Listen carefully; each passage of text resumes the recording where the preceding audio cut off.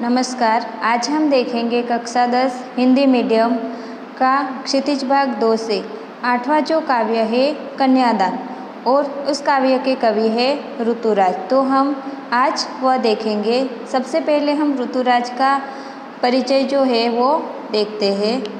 ऋतुराज का जन्म 1940 में भरतपुर में हुआ। राजस्थान विश्वविद्यालय जयपुर से उन्होंने अंग्रेजी में एमए किया। 40 वर्षों तक अंग्रेजी साहित्य के अध्यापन के बाद अब सेवानिवृत्ति लेकर वे जयपुर में रहते हैं। उनके अब तक 8 कविता संग्रह प्रकाशित हो चुके हैं, जिनमें एक मरण धर्मा और अन्य पुल पर पानी, सूरत, नीरत और लीला मुखारविंद प्रमुख है। उन्हें सोमदत्त, परिमल सम्मान, मीरा पुरस्कार, पहल सम्मान तथा बिहारी पुरस्कार मिल चुका है। मुख्य धारा से अलग समाज के हाशिए के लोगों की चिंताओं को ऋतुराज ने अपने लेखन का विषय बनाया है। उनकी कविताओं में दैनिक जीवन के अनुभव का यथार्थ हमें देखने को मिलेगा और वे अपने आसपास रोजमर्रा में घटित होने वाले सामाजिक शोषण और विडंबनाओं पर निगाह डालते हैं। यही कारण है कि उनकी भाषा अपने परिवेश और लोक जीवन से जुड़ी हुई है। यही उनका परिचय था और काव्य का जो पाठ प्रवेश है वो हम देखते हैं कि इस काव्य में उन्होंने हमें क्या बताया है कि कन्यादान कविता में माँ बेटी को स्त्री के परंपरागत आदर्श रूप से हटकर सीख दे रही है कि इस कविता में एक माँ जो होती है उन्होंने क्या किया है कि एक स्त्री के परंपरागत आदर्श रूप से वो कुछ हटकर अपनी बेटी को सीख दे रही है। कवि का मानना है कि समाज व्यवस्था द्वारा स्त्रियों के लिए आचरण संबंधी जो प्रतिमान गढ़ लिए जाते हैं वे आदर्श के मुलम्मा में बंधन होते हैं। कि यहाँ पर कवि का क्या मानना है कि समाज में जो स्त्रियों के लिए व्यवस्था की गई है उनके आचरण के लिए तो वो लोगों ने एक प्रतिमान गढ़ लिया गया है और वह उसे उन्होंने समाज ने उन्हें एक आदर्श के रूप में बांधा है। पर यहाँ पर जो ये माँ है उन्होंने अपनी बेटी को कुछ अलग तरीके से सीख दी है। वो हम देखेंगे कि कोमलता के गौरव में कमजोरी का उपहास छिपा रहता है। लड़की जैसा न दिखाई देने में इसी आदर्शीकरण का प्रतिकार है। कि यहाँ पर काव्य में एक माँ ने क्या कहा है कि लड़की जैसा न दिखाई देने में ही इसी आदर्शीकरण का प्रतिकार है। बेटी माँ के सबसे निकट और उसके सुख दुख की क्या होती है, साथी होती है। इसी कारण उसे अंतिम पूंजी भी कहा गया है। कविता में कोरी भावुकता नहीं बल्कि माँ के संचित अनुभवों की पीड़ा की प्रामाणिक अभिव्यक्ति है। इस छोटी सी कविता में स्त्री जीवन के प्रति ऋतुराज जी की गहरी संवेदनशीलता अभिव्यक्त हुई है। यहाँ पर जो कविता हमें दी है इसमें स्त्री के जीवन के प्रति ऋतुराज जी की जो गहरी संवेदनशीलता है उन्हें यहाँ पर अभिव्यक्त किया है। तो आइए हम ये सब काव्य में देखते हैं कि किस तरह से उन्होंने अपनी बेटी को सीख दी है।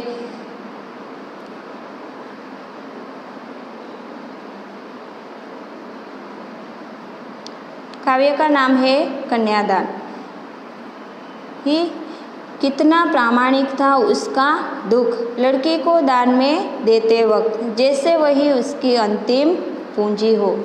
कि यहाँ पर क्या कह रहे हैं कि जब लड़की का विवाह होता है तब क्या होता है कि लड़की का हाथ लड़के के हाथ में दिया तो यह रस्म संपूर्ण हुई। तो उसके हृदय में जो दुख था वह दुख न जाने कितनी स्त्रियों को हुआ होगा जिसने कन्यादान किया है।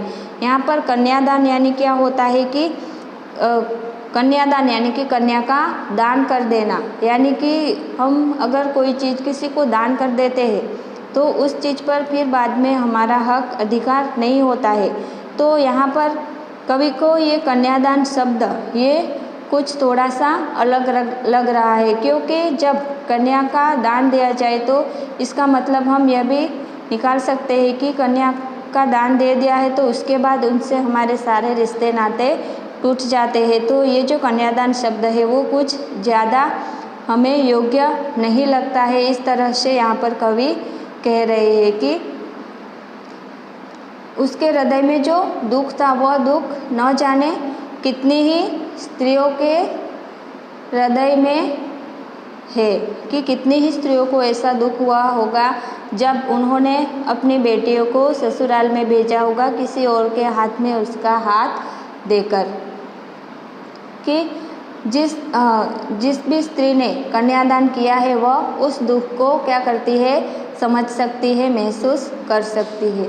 यह उसका प्रमाण है कि उस दुख जैसा और कोई दुख नहीं, क्योंकि वह उसके सुख दुख की साथी भी थी और वही उसकी अंतिम पूंजी भी थी। जैसे जब किसी की अंतिम पूंजी आज उसके हाथ से ले ली जाएगी, क्या हो जाएगा कि उसकी अंतिम पूंजी यानी कि उसकी जो बेटी है कि उसकी जो अंतिम पूंजी है वो भी ले ली जाएगी, वह उसको देनी पड़ जाएगी, तो उसके हाथ में कुछ रह नहीं जाएगा।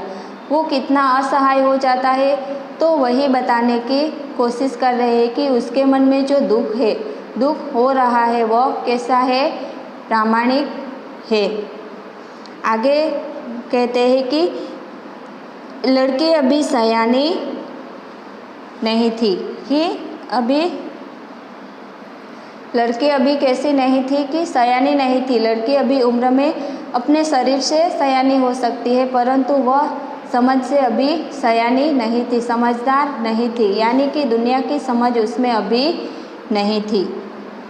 अभी इतनी भोली सरल थी। वो तो कैसी थी कि अभी तो वह भोली और सरल थी कि उसे सुख का आभास होता था। उसने अपने घर में, अपने मायके में सिर्फ क्या देखा था, सुख ही देखा था, और उसने हमेशा अच्छे दिन देखे हैं, हमेशा सुख ही देखा है। इसलिए उसे दुख बाँचना यानी कि दुख को पहचानना नहीं आता था। उसे नहीं पता था कि दुख क्या होता है, बाँचना यानी क्या होता है, पढ़ना, समझना ही इसका अर्थ यह है कि उसमें समझ नहीं थी कि उसे सुख का आभास तो होता था, लेकिन दुख बाँचना नहीं आता था। पाठिका थी वह धुंधले प्रकाश की, कि क्या है कि पाठिका थी वह धुंधले प्रकाश की, कुछ तुकों और कुछ लयबद्ध पंक्तियों की, कि वह तो अभी क्या थी कि पाठिका थी, एक पाठिका यानी पंक्तियों की, धुंधला प्रकाश यानी यहाँ पर अधूरा ज्ञान के संदर्भ में लिया है। धुंधले प्रकाश में हम सही से नहीं देख पाते हैं, सिर्फ अंदाज़ा लगा सकते हैं, सिर्फ एक तुक्का लगा सकता है। तो उन्होंने आसपास जो हो रहा था वह देखा था या सुना था, ये सब कहने सुनने के लिए आसपास देखने की बात थी, वो स्पष्ट नहीं थी, वह सब अधूरी जानकारी थी। यानी कि अभी उस लड़की को पूरी दुनियादारी की समझ नहीं थी, वो तो सिर्फ अपने शरीर से सयानी हुई थी, ऐसा कवि कह रहे थे। वह उसका दुख का आभास नहीं करा सकती थी, कि वो तो सिर्फ अभी छोटी थी, उन्हें दुख का आभास कैसा होता है उसकी समझ नहीं थी उन्हें।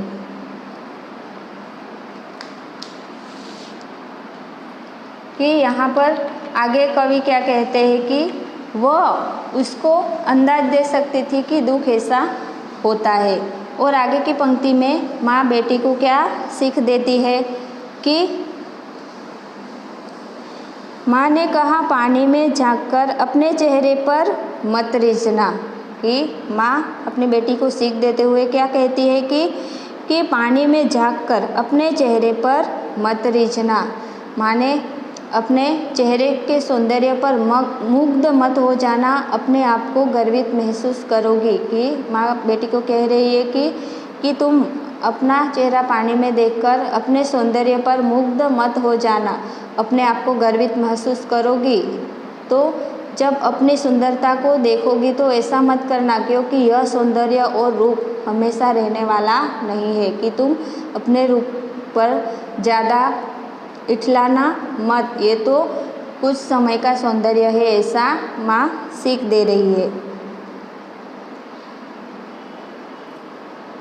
आग रोटियां सेकने के लिए है, जलने के लिए नहीं। कि आग क्या है? आग रोटियां सेकने के लिए होती है, जलने के लिए नहीं होती है। कि यहाँ पर ऐसा क्यों कहा है?